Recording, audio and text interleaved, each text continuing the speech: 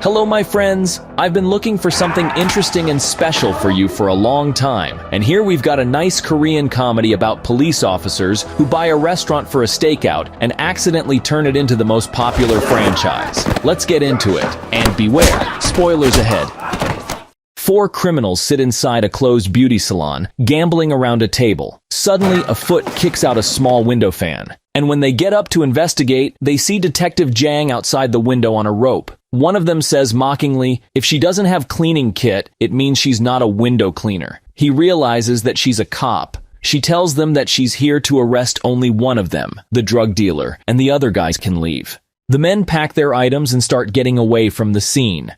However, Jang informs the drug dealer that someone is behind the door. Turns out that the two detectives Young Ho and Jae Hoon, nicknamed the Newbie, are waiting for the drug dealer to come out. The Newbie prepares for the fight, practicing blows. Young Ho tells him that if he screams so loud like Bruce Lee, the drug dealer can expose their ambush. Meanwhile, the criminal opens another window to find the squad captain Ko, also hanging from a rope. Both detectives fail to enter through the window, and the criminal mocks their clumsiness. He explains them how to storm a building. Captain Ko explains that their policy is to minimize property damage. Finally, he manages to get in the building. At the same time, the Newbie and Young Ho start breaching the door. The drug dealer takes his bag and jumps out of the window. Seeing the suspect escape, Ko uses his rope to reach the ground faster, but ends up making a hilariously bad landing. Following this, a hot pursuit ensues. The man tries to steal a car by pulling out the owner, but as soon as he gets into the car, he gets pulled out in the same way. The lady tells him it's not GTA 5 and just drives away. As the criminal tries to escape on foot, Detective Ma suddenly appears on a scooter and starts chasing the dealer. He has warm feelings for Detective Jang, which irritates her. Ma crashes into the man and finally subdues him. Unfortunately, Ma realizes that he forgot to bring the handcuffs. Taking advantage of the opportunity, the drug dealer tases him and starts running away, but soon gets hit by a Hyundai bus. The accident paves way for a chain of other accidents, leaving the detectives stunned. In the next scene, the detectives stand in front of their chief while he reads the case reports. The chief informs them that they decimated a total of 16 cars whose owners are furious at them. He shows them the video of that woman who threw the criminal from her car. To add insult to injury, he also delivers the news that Ko's junior detective Choi has been promoted. Turns out that Choi stopped a major drug deal with his organized crime unit. The other detectives are shocked by the news, telling that Choi is much younger than Captain Ko. The chief asks Ko if he's tired of being captain for so long. When Ko tries to speak, the chief makes them leave the room by throwing things at them. Outside, Jang accuses Detective Ma of budget tampering and tells the others that she will handle finances from now on. Ma tells them that he went undercover in a casino and had to blend it. Suddenly, Jang finds a casino chip inside Ma's pocket, which enrages Ko. He starts punishing the careless Ma for wasting their entire budget when Choi's detective unit smugly passes by. Ko stops him and says they could have collaborated had Choi informed him about the case 2 months ago. However, Choi reveals that he didn't want to involve them because of their past failures. He also mocks Ko about the recent case.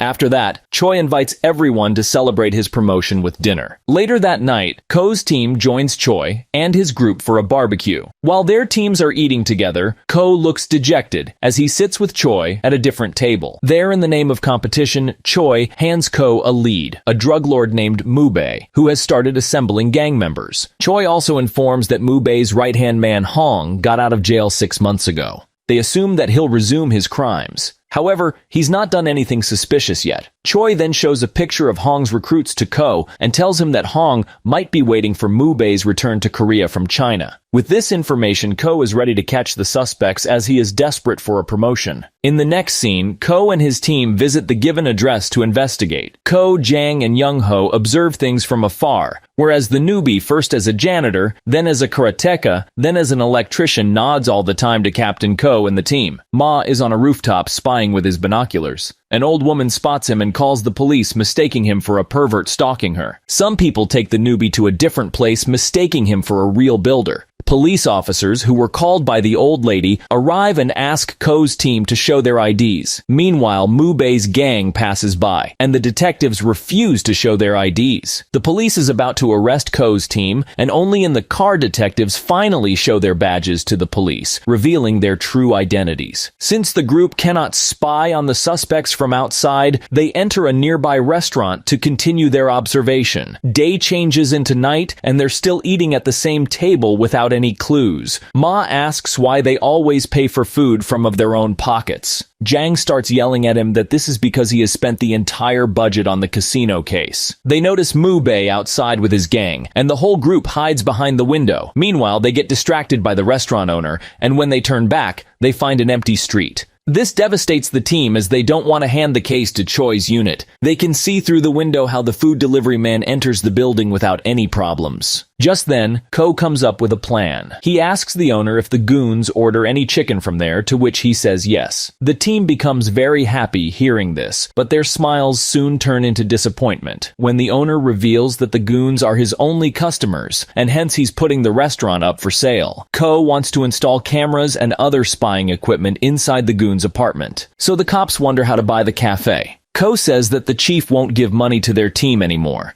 The newbie is ready to donate his wedding savings because he doesn't really love his girlfriend. Captain Ko says he's going to withdraw all his life savings, secretly from his wife. Later that night, Captain Ko comes home and asks his wife to cook dinner. He gives her the Gucci-branded bag. His wife looks inside, full of hope, expecting to find some Gucci stuff inside, but there are only his dirty clothes. She cuts onions and freaks out that everyone is being promoted, but not her husband, who is still a captain, although the retirement is just around the corner. Next morning, the cops gather their savings and buy the restaurant. Soon the team installs wireless taping devices in the goons building and starts tracking them. They plan to deliver chicken to the goons and observe the surroundings once they get inside. However, they're disturbed by a flurry of unexpected guests from time to time. Meanwhile, the criminals do nothing suspicious while waiting for Mubei's arrival. Suddenly, there's a quarrel between narcos and thugs in the gang. The cause of the quarrel is the question of who rules the TV remote today,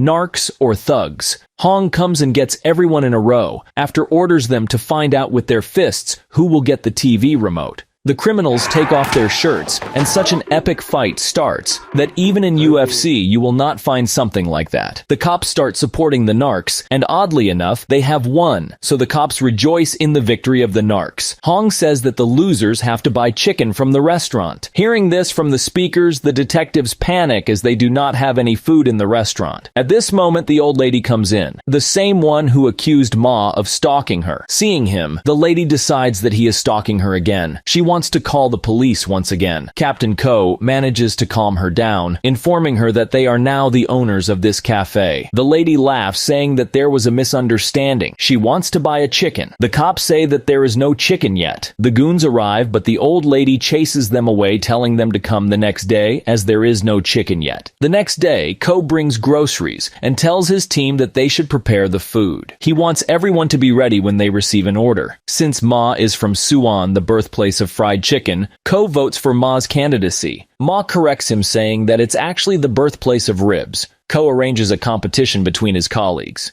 so every one of them goes to fried chicken. Turns out that Ma's chicken is extremely delicious. He is appointed as chef. Two customers walk into the restaurant and order sticky chicken. Ko and Ma realize that they don't even know how to make a fried chicken sauce. The only sauce Ma knows is marinade for ribs. Left with no choice, Ma prepares fried chicken with marinade. The customers are amazed by the taste of the fresh new formula. The couple shares their impressions on social networks, and now the restaurant is full of people. Undercover cops only have time to serve everyone and fry chicken. They get nervous since they can't do their real job. The cash starts flowing in. Captain Ko comes home and gives his wife a branded Gucci paper bag once again, this time with a real Gucci bag inside. The wife says it's too expensive and finds money inside the bag. She goes to take a quick shower. Ko is confused what's going on. Next morning, due to the current turnover, 2 reporters come to the restaurant and want to report on the fried chicken rib. But Ko rejects their offer as it might expose their case and chases them away. The humiliated reporter vows revenge. One night, while looking for movements, Young Ho finds Moo Bae getting in a car and tries to alert his team. However, everyone is busy because of a packed restaurant, and no one can get his message. As a result, he decides to follow the cars alone. Unfortunately,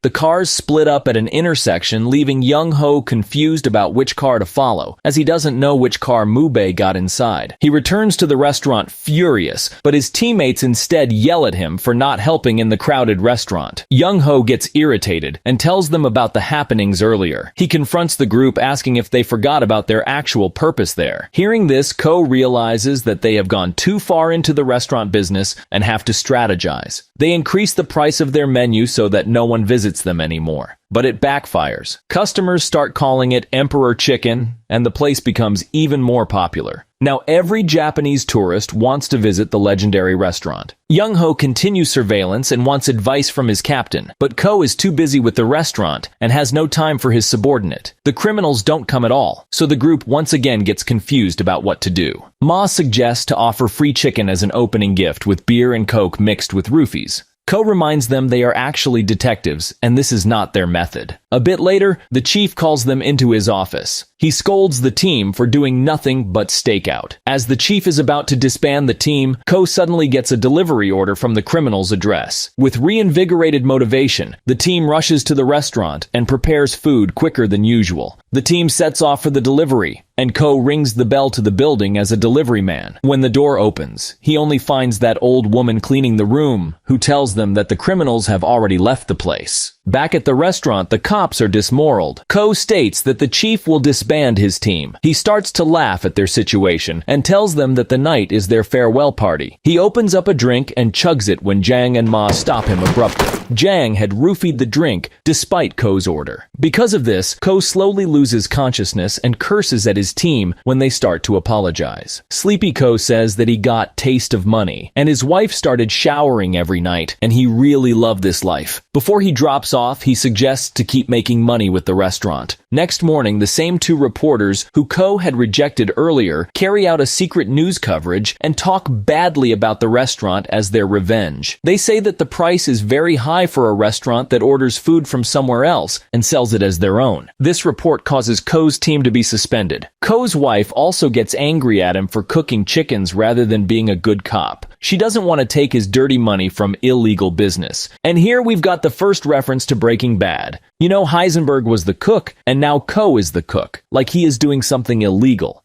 I'm the cook.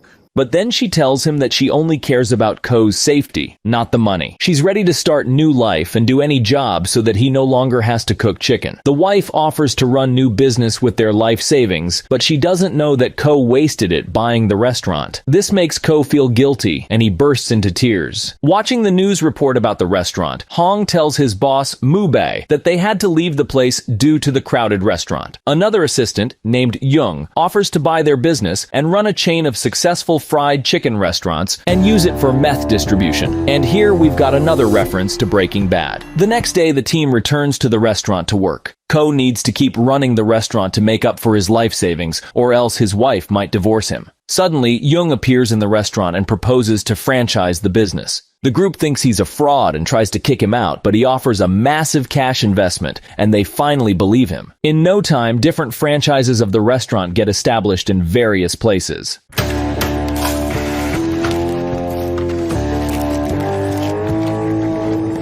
I'm the cook. Meth, packaged in sauce cans, begins to spread through the restaurants. The team gets suspicious of Young and researches him, but his background clears out. However, the squad sees a piece of news about poorly managed outlets all over social media. The drug dealers do not want to participate in cooking and serving, and often threaten customers and refuse to serve. The criminals literally act like goons with customers. Because of this, the detective squad starts to investigate in detail. Upon research, they learn that although the restaurants are always empty, the pickup orders are enormous. They see the delivery boys carrying too many items at a time, which adds to their suspicion, and they start to follow follow them. They see customers taking something out of their orders and throwing the rest away. Ko follows a shipper to investigate and orders Zhang and Ma to look after other locations. Soon, he witnesses a conflict between a customer and a delivery man who leaves the place without giving the former his order. Taking advantage of the opportunity, Ko goes to the customer and learns that the franchise is a cover-up for drug trafficking. Meanwhile, Mu Bei asks Hong how the work is going. The henchman tells that their only concern is Ted Chang might attack. Mu Bei goes to talk to his ex-partner and now the main rival Ted Chang to patch things up.